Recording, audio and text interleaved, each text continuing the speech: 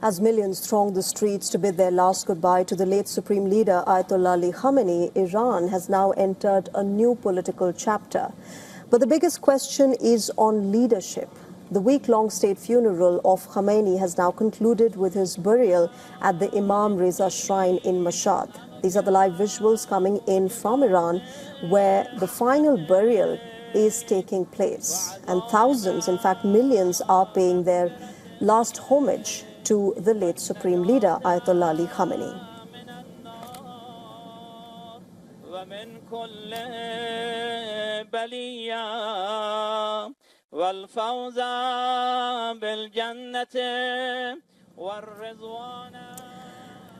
Remember, massive crowds have been gathering across Tehran, Qom, and finally, as you see in Mashhad, for ceremonies designed to project unity and resilience after one of the most consequential moments in the Islamic Republic's history. Remember, this is the conclusion of the days-long funeral procession, funeral ceremony of the late Supreme Leader Ayatollah Ali Khamenei and his family members, all of whom were assassinated during the American-Israeli strikes on the 28th of February this year. As visuals are reflecting, lots and lots of people, millions of people across Iran have, of course, gathered in Mashhad today for this last prayer and the final burial of the late Supreme Leader. But as this happens, remember, as we've been telling you, the big question that Iran now faces is that of their new leader, Mojtaba Khamenei, the son of the late Supreme Leader, who was not even seen during this very public funeral procession of the late Supreme Leader. And now questions are being asked whether he will be seen publicly or not. Allahu Akbar. Allahu Akbar. Takbiratul ihram.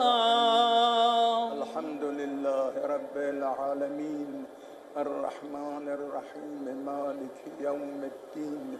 Iyyaka na'budu wa iyyaka nasta'in. Ihdina ash-shirata al-mustaqim. Now, these, of course, have been, scenes that have been coming out of Iran. But remember, the headline today is not who attended the funeral, but who did not. Iran's new leader, Mojtaba Khamenei, did not make a public appearance during the final burial ceremonies of his family, despite days of speculation that he would step into public view for the first time since succeeding his father. Instead, Iranian state media relied on written messages attributed to the new leader, while senior government officials, military commanders and religious figures represented the country's leadership at the funeral. As per the United States, Mojtaba Khamenei was seriously injured in the same strike earlier this year that killed his father, and security concerns, along with his recovery, are believed to be the primary reasons for his continued absence from public view. Iranian authorities have not announced when he will appear publicly. The funeral itself carried enormous political symbolism for Iran. Remember, crowds chanted pro-regime slogans and they called for retaliation against the United States and Israel, reflecting the tensions that continue to define Iran's relationship with the West following months of regional conflict.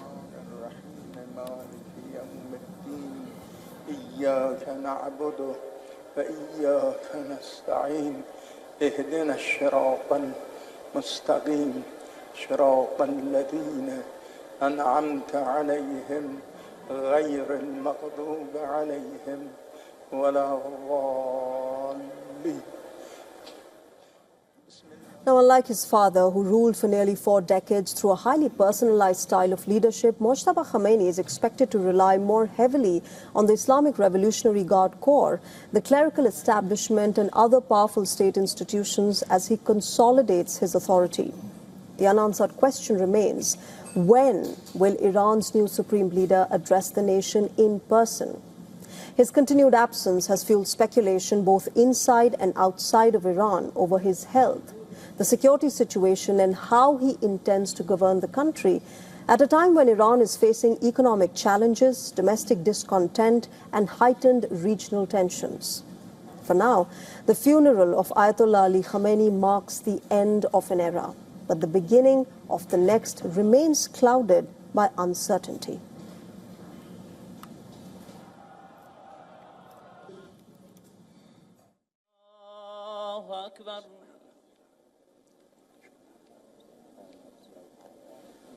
Allah.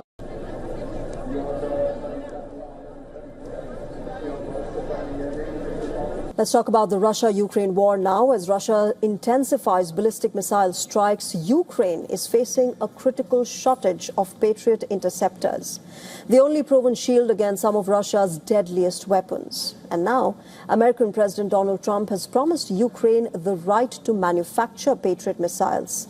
But experts warn that it could take years before that changes the battlefield. Our next report decodes what are the key challenges that Ukraine may face despite getting this license. Take a look.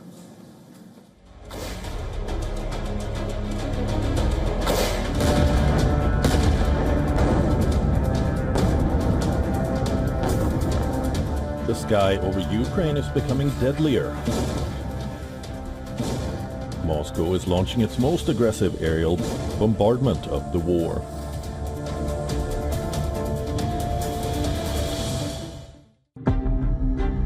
Four deadly Russian missile blitz in less than a month have left Kyiv defenseless. Ukraine's crumbling air shield stands exposed, the consequences of shortage in interceptors laid bare. Ukraine's Air Force failed to intercept any of the 23 ballistic missiles launched by Russia on Monday. Ukrainian President Volodymyr Zelensky made a desperate plea to bridge the Patriot gap. On Wednesday, a dramatic announcement came from US President Donald Trump at the high-stakes NATO summit in Ankara. He appeared to give Ukraine one of the things it wanted the most. We're going to give a license to you to make Patriots. That's pretty cool, right? This way you can't complain that we're not giving them enough. I say, make them yourself. We haven't informed the company of that yet, but that'll work out all right. You know, I'm sure they'll be thrilled.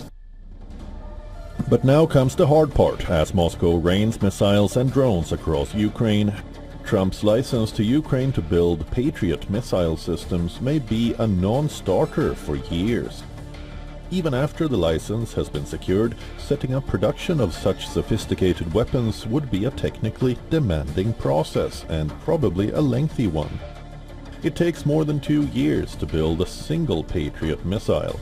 It costs $4 million to $5.3 million, approximately, to manufacture and deploy. The lengthy production process for advanced interceptors requires significant time for manufacturing, assembling and testing. It is unclear which Ukrainian company will liaise with US contractors to produce Patriot.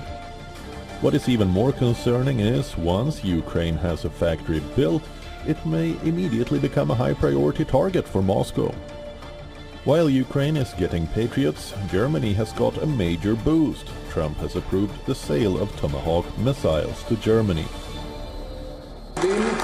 On the sidelines of the NATO meeting in Ankara, we agreed with the American government that American Tomahawk missiles will be purchased by us and stationed in Germany. In doing so, we are closing an important strategic gap in our defense, and at the same time, we will work on developing our own European systems and deploying them in Europe.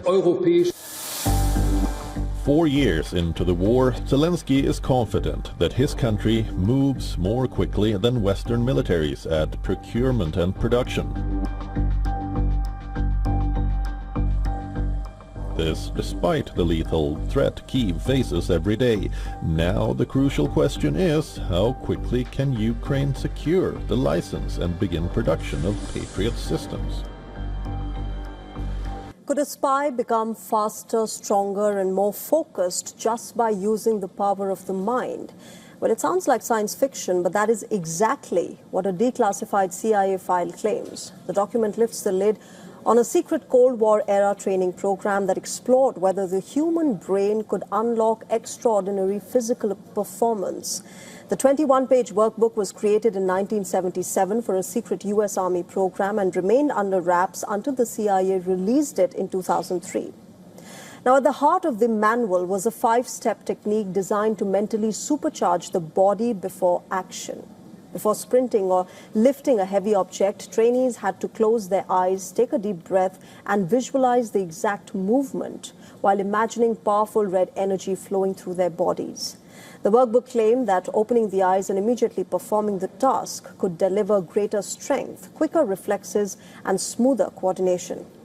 The technique reportedly formed part of the Gateway program that was developed by the Monroe Institute, which used a type of sound technology to place trainees in a deeply relaxed yet intensely focused mental state.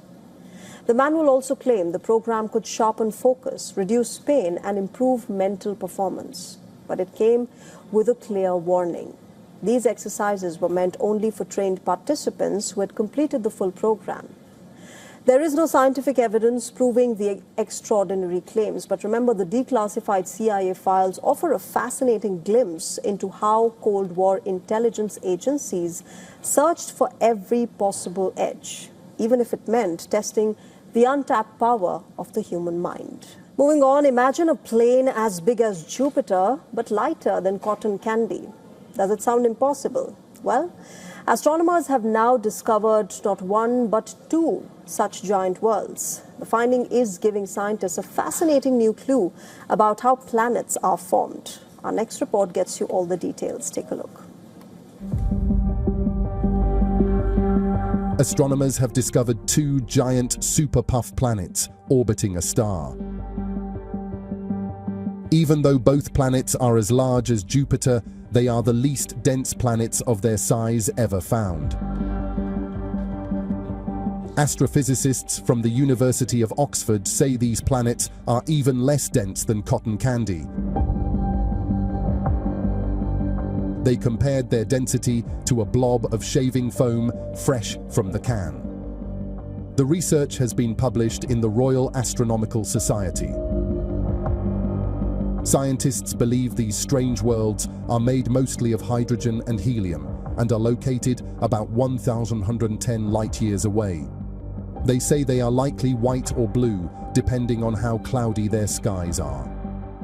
NASA's James Webb Space Telescope is expected to study them further and confirm their chemical makeup. NASA's TESS satellite first detected the planets. Researchers then used Earth-based telescopes to study their orbits and calculate their density. The 2 puff planets circle a star in the southern constellation Volans, also known as the Flying Fish. For comparison, Jupiter is about 35 times denser than these newly discovered worlds. According to NASA, one planet takes 139 days to complete an orbit, while the other takes 232 days. Scientists say superpuff planets are extremely rare.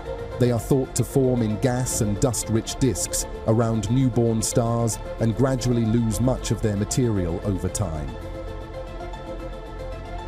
NASA has confirmed nearly 6,300 exoplanets so far, and as per researchers, fewer than 40 of them are superpuffs. Studying these rare worlds could help scientists better understand how planets form and our place in the universe. As scientists continue to study these feather-light giants, they hope to uncover how such unusual planets came into existence. Could these discoveries rewrite what we know about planet formation? Or are there even stranger worlds still waiting to be discovered?